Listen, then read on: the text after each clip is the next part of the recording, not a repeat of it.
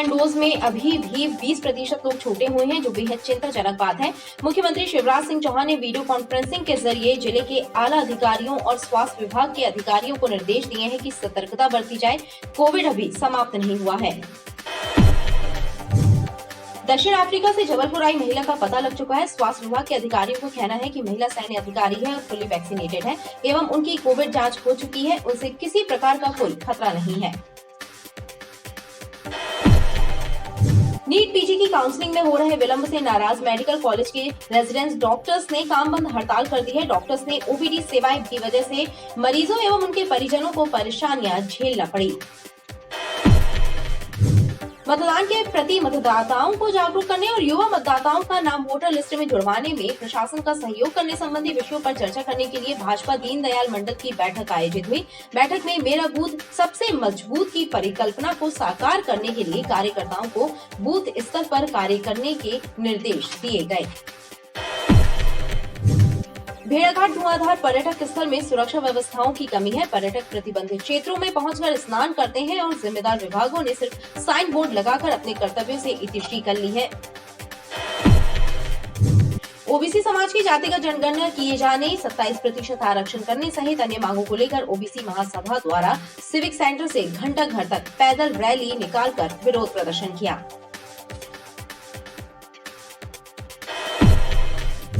OBC महासभा की rally के दौरान रैली में शामिल लोगों और पुलिस कर्मियों के बीच हुई धक्का मुक्की के बाद पुलिस ने लाठीचार्ज कर दिया, जिससे सिविक सेंटर में भगदड़ मच गई। ओमती पुलिस ने लगभग 50 लोगों को गिरफ्तार किया है। झारिया मेहरा समाज का राष्ट्रीय सम्मेलन आयोजित हुआ, जिसमें मेहरा झारिया समाज की प्रगति पर मंथन करने और सामाजिक कुरीतियों को समाप्त करने पर भी चर्चा हुई। संजीवनी नगर से शराब दुकान में चोरी की वारदात को अंजाम देने वाले चोर के सीसीटीवी फुटेज सामने आए हैं, जिसके बाद पुलिस के द्वारा चोर की तलाश शुरू कर दी गई है। पुलिस के अनुसार चोर ने लगभग 40,000 रुपए सहित शराब की बोतलें भी चोरी की थी। अंडमान में बन रहे कम दबाव के क्षेत्र और पश्चिमी विक्षोभ की दस्तक की वजह से जबलपुर संभाग के मौसम में भी बदलाव देखने को मिलेगा। मौसम वैज्ञानिकों के अनुसार आगामी 48 घंटों में संभाग के हिस्सों में बारिश हो सकती है और इस दौरान सर्दी में भी इजाफा होगा।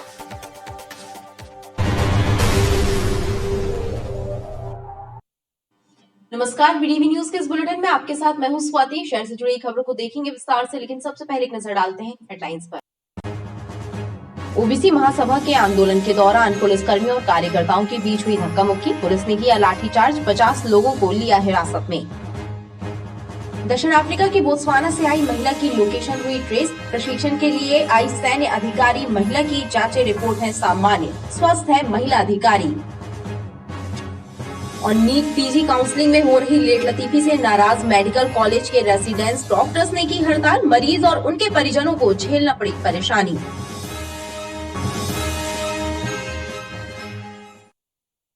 जबलपुर में वैक्सीनेशन के सेकेंड डोज में अभी भी 20% लोग छूटे हुए हैं, जो बेहद चिंताजनक बात है।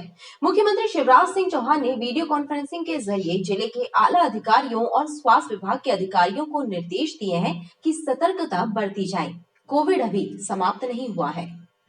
कोविड की तीसरी लहर की आशंकाओं और उससे निपटने की तैयारियों को लेकर कलेक्ट्रेट में वीडियो कॉन्फ्रेंसिंग का आयोजन हुआ, जिसमें प्रदेश के मुखिया शिवराज सिंह चौहान ने जिले के आला अफसरों से चर्चा की। कोविड की तीसरी लहर से निपटने की तैयारियों की समीक्षा हुई, साथ ही सतर्कता बरतने की हिदायत दी गई। देखिए, कोविड को लेकर हमारी सतर्क तैयारी है, हमारी सैंपलिंग बराबर हो रही है और जो भी हमारे नॉर्म्स हैं उनको हम लोग फॉलो कर रहे हैं। हमारा जो वैक्सीनेशन का अभियान है बहुत अच्छा चल रहा है। अभी भी सेकेंड डोज वैक्सीनेशन में 20% लोग छूटे हुए हैं। मेरा आपके माध्यम से आग्रह है कि किसी भी संभावित तृतीय लहर के पहले हम वैक्सीनेशन को 100% हासिल करना चाहते हैं। जबलपुर जिले में वैक्सीन के सेकेंड डोज के छूटे हुए 20% लोगों का वैक्सीनेशन जल्द कराने के निर्देश दिए गए हैं। दक्षिण अफ्रीका से जबलपुर आई महिला का पता लग चुका है। स्वास्थ्य विभाग के अधिकारियों का कहना है कि महिला सैन्य अधिकारी है और फुली वैक्सीनेटेड है एवं उनकी कोविड जांच हो चुकी है। उनसे किसी प्रकार का कोई खतरा नहीं है। दक्षिण अफ्रीका के बोत्सवाना से एक महिला का दिल्ली होते हुए जबलपुर आना और आते ही लापता हो जाने की खबर से प्रशासन परेशान था। क्योंकि दक्षिण अफ्रीका में मिले ओमिक्रॉन वेरिएंट को लेकर पूरी दुनिया में अलर्ट है, इसलिए जबलपुर में भी दहशत थी। स्वास्थ्य विभाग के अधिकारियों का कहना है कि महिला का पता चल गया है। वे एक सैन्य अधिकारी हैं। जांच के उपरांत सारी स्थितियां सामान्य हैं। उनसे कोविड के संक्रमण की कोई गुंजाइश नहीं है। जिस महिला की आप बात कर रहे हैं वो ट्रेस हो गई है। वो सैन्य अधिकारी है और किसी प्रशिक्षण के सिलसिले में जबलपुर आई हुई है और 18 तारीख से आई है, तो उसका क्वारंटीन में थी, एसिम्प्टोमेटिक है, फुल्ली वैक्सीनेटेड है और किसी तरह के कोई लक्षण नहीं। क्योंकि 18 हमारे पास जैसे अन्य विदेशी नागरिक या हमारे देश के नागरिक जो विदेश से आते हैं उनका पूरा पता होता है, उनका मोबाइल नंबर से हम ट्रेस करते हैं, उनको RT-PCR करते हैं। इसके मोबाइल नंबर में जो नंबर था इनिशियली लग नहीं रहा था, और जब लगा तो वो दिल्ली का था नंबर। तो फिर जब दिल्ली से पूरी जानकारी ली गई तो उसमें उसने बताया कि वो सैन्य अधिकारी और प्रशिक्षण के सिलसिले में आई है। साउथ अफ्रीका में, बोत्सवाना में हो सकता है सैन्य अधिकारी हों, और जो हमारा नॉलेज एक्सचेंज प्रोग्राम होता है सैन्य अधिकारियों का, उसके तहत आई है। जिला प्रशासन और स्वास्थ्य विभाग ने महिला के मिल जाने पर राहत की सांस ली। इस मामले में राजधानी भोपाल से भी लगातार जानकारियां तलब की जा रही थीं। अधिकारियों का कहना है कि महिला का मोबाइल नहीं लग रहा था, इसलिए ऐसी स्थिति बनी, अन्यथा पहले ही सब ट्रेस हो जाता। नीट पीजी की काउंसलिंग में हो रहे विलंब से नाराज मेडिकल कॉलेज के रेजिडेंट डॉक्टर ने काम बंद हड़ताल कर दी है। डॉक्टर्स ने ओपीडी सेवाएं बाधित कर दी है, जिसकी वजह से मरीजों एवं उनके परिजनों को परेशानियां झेलना पड़ी। देश के सभी मेडिकल कॉलेजों के रेजिडेंट डॉक्टर्स ने ओपीडी सेवाएं बंद कर सरकार के रवैये के खिलाफ प्रदर्शन किया। जबलपुर मेडिकल कॉलेज में कार्यरत रेजिडेंट डॉक्टर्स ने भी नीट पीजी काउंसलिंग में हो रही लेटलतीफी के खिलाफ काम बंद करते हुए विरोध प्रदर्शन किया। दरअसल सुप्रीम कोर्ट ने नीट परीक्षा में ओबीसी के लिए 27% और ईडब्ल्यूएस श्रेणी के लिए 10% आरक्षण देने वाली केंद्र और मेडिकल काउंसलिंग समिति की अधिसूचनाओं के खिलाफ याचिकाओं पर सुनवाई कर रहा है। 1 2 3 4 बंद करो ये अत्याचार। 1 2 3 4 17 महीने हो गए हैं टोटल लोगों को फर्स्ट ईयर में काम करते हुए, पर अभी तक उनका कोई डिसीजन आया नहीं है। आप हेल्थ केयर सेक्टर को भी देखेंगे तो 1 साल कम काम कर रहा है, तो 2/3 लोग ही हैं जितने काम कर पा रहे हैं। हेल्थ केयर सेक्टर भी अफेक्ट हो रहा है इस चीज़ को लेके। बाकी पेशेंट को भी उतनी ही कठिनाई और दिक्कतें आ रही हैं इस वजह से। तो हमारी सरकार से यही मांग है कि सुप्रीम कोर्ट से भी यही मांग है कि अपना डिसीजन जो है थोड़ा जल्दी करें। जो 1-1 महीने के आप डेट देते जा रहे हैं वो थोड़ा जल्दी करें और जल्दी से जल्दी निर्णय दें कुछ इस मामले में, कि ताकि अगले काउंसलिंग प्रोसेस हो पाए और रेजिडेंट्स आ पाए, ताकि सबका अच्छा हो। इसमें नीट पीजी जो काउंसलिंग में डिले हो रही है, और अभी माननीय सुप्रीम कोर्ट ने भी 6 जनवरी तक का जो टाइम मांगा है, उससे यहाँ पे जो जितने रेजिडेंट काम कर रहे हैं पिछले 1 साल से, उनको काफ़ी परेशानी का सामना करना पड़ रहा है। और हमने इसके पहले भी काली पट्टी बात पर विरोध जताया था, लेकिन गवर्नमेंट की तरफ से ऐसा कुछ रिस्पॉन्स नहीं समझ में आया। तो आज हम सबने ओपीडी और रूटीन वर्क जो हमारा है पैन इंडिया लेवल पे, उसका बहिष्कार कर रहे हैं। रेजिडेंट डॉक्टर्स की हड़ताल के चलते मेडिकल कॉलेज हॉस्पिटल में भर्ती मरीजों एवं उनके परिजनों को परेशानियां झेलनी पड़ी और स्वास्थ्य सेवाएं प्रभावित रहीं। मतदान के प्रति मतदाताओं को जागरूक करने और युवा मतदाताओं का नाम वोटर लिस्ट में जुड़वाने में प्रशासन का सहयोग करने संबंधी विषयों पर चर्चा करने के लिए भाजपा दीनदयाल मंडल की बैठक आयोजित हुई। बैठक में मेरा बूथ सबसे मजबूत की परिकल्पना को साकार करने के लिए कार्यकर्ताओं को बूथ स्तर पर कार्य करने के निर्देश दिए गए। साथ ही लोगों को मतदान के महत्व से भी अवगत कराने पर जोर दिया गया। भाजपा पिछड़ा वर्ग मोर्चा के प्रदेश कार्यकारिणी सदस्य अवधेश यादव ने 18 वर्ष पूरे कर चुके मतदाताओं के नाम वोटर लिस्ट में जुड़वाने के लिए कार्यकर्ताओं को निर्देश दिए हैं। पार्टी की हर नीतियां जो जनहित में रही, उन नीतियों को पेश प्रभारी की मध्यस्थता से, बूथ अध्यक्ष की मध्यस्थता से लोगों को अवगत कराने के लिए हम सब लोगों ने बीड़ा उठाया।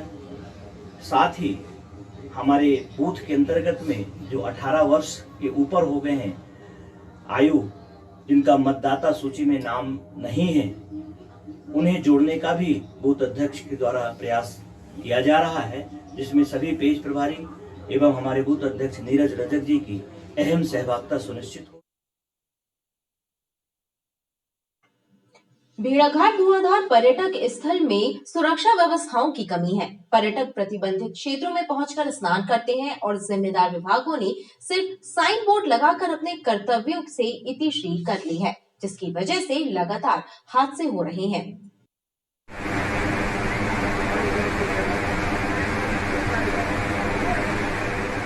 संगमरमर की चट्टानों का प्राकृतिक सौंदर्य और उनके बीच से होकर बहती नर्मदा की दूधिया धारा बरबसी दर्शकों को अपनी ओर आकर्षित कर लेती है। हर कोई इन मनमोहक नजारों को करीब से देखने की कोशिश करता है और सेल्फी के जरिए इन सुंदर दृश्यों के साथ स्वयं को कैमरे में अंकित करना चाहता है, ताकि बार बार इसे देखा जा सके। लेकिन इन सब खूबियों के बीच पर्यटक स्थल पर सुरक्षा व्यवस्था का एक बड़ा पहलू नजरअंदाज किया जा रहा है। लोग संगमरमरी चट्टानों से होकर नदी की धारा के बिल्कुल नजदीक पहुंचने का जोखिम उठा लेते हैं। उन्हें रोकने वाला कोई नहीं है। जिम्मेदार विभागों ने सिर्फ चेतावनी बोर्ड लगाकर अपने कर्तव्यों को पूरा मान लिया है, इसलिए धुआंधार के पास लगातार हादसे हो रहे हैं। आते हैं लोग बाहर तो एकदम से अचानक वो कगार में बैठ जाते हैं, मानते नहीं हैं। वो बचाते हैं तो कगार में बिल्कुल पट्टी की कगार में बैठ जाते हैं, फिर बचाते हैं एकदम से पानी में गिर जाते हैं। फसल पर काई लगी है, उसमें काई लगी है तो मानते लोग नहीं हैं। बाहर से आते हैं गुस्सा की क्रोध में तो यहाँ गिरने के लिए वे तो गिरते हैं। हम लोग नगर परिषद के ही कर्मचारी हैं और हम लोगों के द्वारा निरंतर जो व्यवस्थाएं हैं वो लगी हुई हैं। माइक है, हैंड माइक है, कर्मचारी लगे हुए हैं, वो पूरी कोशिश करते हैं पर लोग उनकी मानते नहीं हैं। तो शासन द्वारा अगर पुलिस प्रोटेक्शन रहेगी, पुलिस व्यवस्था रहेगी तो पुलिस की व्यवस्था अच्छी रहेगी, वो उनकी बात मानते भी हैं सभी लोग। अभी आप में कितने लोग लगे हैं? हम लोग अभी 5 लोग। डेंजर जोन को देख के नज़रअंदाज नहीं करना चाहिए, क्योंकि जान को खतरा आ सकता है। बच्चे हैं, बुजुर्ग हैं, उनको जो इंस्ट्रक्शन दिए गए उनको फॉलो करना चाहिए और वहाँ ऐसी खतरनाक जगहों पे नहीं जाना चाहिए। अब आप देख रहे हैं कोई बॉम्बे से आया, कोई नागपुर से, हाँ, पूरे देश से आते हैं। जैसे हम इंदौर से आए हैं तो हम भी यहाँ बैठ के आराम से है ना तो देख रहे हैं। व्यवस्थाएं किस तरह की देख रहे हैं? हाँ, बाकी तो व्यवस्था बहुत शानदार है। हम 1988 में आए थे, अब आए हम लोग, तो यहाँ बहुत अच्छा डेवलपमेंट हो गया। अब तमाम जगह यहाँ सुविधाएं हैं। क्षेत्रीय लोगों का कहना है कि सुरक्षा गार्डों की शासकीय तैनाती यहाँ होना चाहिए, ताकि विश्व प्रसिद्ध धुआंधार दैट पॉइंट में तब्दील न हो पाए। ओबीसी समाज की जातिगत जनगणना किए जाने, 27% आरक्षण करने सहित अन्य मांगों को लेकर ओबीसी महासभा द्वारा सिविक सेंटर से घंटा घर तक पैदल रैली निकालकर विरोध प्रदर्शन किया और मुख्यमंत्री के नाम एक मांग पत्र सौंपा है। ओबीसी महासंघ के द्वारा 10 सूत्रीय मांगों को लेकर किए जा रहे आंदोलन के तहत सिविक सेंटर से अधिकार आंदोलन रैली निकाली। जय जवान, जय किसान, जय जवान, जय किसान, जय ओबीसी, जय संविधान, जय ओबीसी, जय संविधान, लागू करो, ओबीसी की जातिगत जनगणना लागू करो, लागू करो, लागू करो। ओबीसी महासंघ के पदाधिकारियों ने बताया कि उनकी मुख्य मांग 27% आरक्षण लागू किए जाने की है। इसके अलावा जातिगत जनगणना कराए जाने, स्कॉलरशिप पर लगी रोक हटाने सहित कुल 10 सूत्रीय मांगों को लेकर उनके द्वारा आंदोलन किया जा रहा है। ओबीसी महासभा के तत्वाधान में आज ये हकाधिकार रैली के रूप में, महारैली के रूप में हम लोग यहाँ से 1 किलोमीटर दूर पर कलेक्ट्रेट तक हम लोग जाएंगे और ये आज जो रैली के रूप में जो हमारा एक विरोध प्रदर्शन है, जिस प्रकार से ओबीसी के हक अधिकार के साथ जो आदेश आते जा रहे हैं और उसमें सरकार नपुंसक अपनी तरह से पूरी तरह से वो उसको ना हल्के में लेकर वहाँ पक्ष नहीं रख पा रही, उसके विरोध में हम सरकार के विरोध में जो 27% आरक्षण पे हर विभागों में स्टे किए जा रहे हैं, उसके जो सरकार के द्वारा जो लगातार हिस्सेदारी के साथ सभी विभागों में उसको 14% किया है, उसके विरोध में आज हम लोग रैली के रूप में आज ज्ञापन देने जा रहे हैं। बाहुबल के हिसाब से हमको ना तो जगह मिल पा रही है, ना हमको उचित स्थान मिल पा रहा है। ये हम लोगों की मांग है, कम से कम जो 27% इस प्रदेश में पूर्व मुख्यमंत्री कमलनाथ जी करके गए थे, शिवराज सिंह जी को करना चाहिए, मोदी जी को करना चाहिए और हम ही के वोट से वो आज इस देश पे राज कर रहे हैं। शिवराज सिंह जी यहाँ पर हैं, तो हमारा अधिकार है कि हमें हमारा हक मिले और हम अपना अधिकार लेके रहेंगे। ओबीसी महासंघ ने राज्य सरकार नाम एक मांग पत्र भी जिला प्रशासन को सौंपा है। वहीं रैली के दौरान रैली में शामिल लोगों और पुलिस कर्मियों के बीच हुई धक्का मुक्की के बाद पुलिस ने लाठी चार्ज कर दिया, जिससे सिविक सेंटर में भगदड़ मच गई। ओमती पुलिस ने लगभग 50 लोगों को गिरफ्तार किया है। ओबीसी महासभा के द्वारा सिविक सेंटर में किए गए आंदोलन के तहत रैली निकाले जाने के दौरान कुछ लोग बैरिकेड्स हटाकर आगे बढ़ने की कोशिश करने लगे, जिसको लेकर पुलिस कर्मियों और उनके बीच धक्का मुक्की हुई। लिहाजा भीड़ को तितर बितर करने के लिए पुलिस ने लाठी चार्ज कर दिया।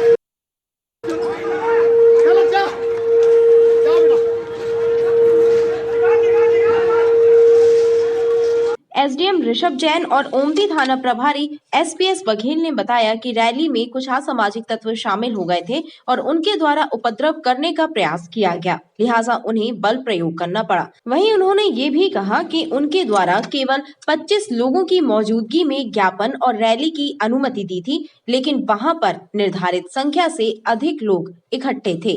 जयंत कुशवाहा ने ओबीसी महासभा द्वारा अधिकार दिवस कार्यक्रम एवं ज्ञापन के संबंध में अनुमति दी थी, जिसके मेरे द्वारा 12:30 बजे से 2:30 बजे तक की अनुमति केवल सिविक सेंटर में कार्यक्रम हेतु दी गई थी और आयोजकों से चर्चा के बाद केवल अधिकतम 25 व्यक्तियों की अनुमति दी गई थी मेरे द्वारा।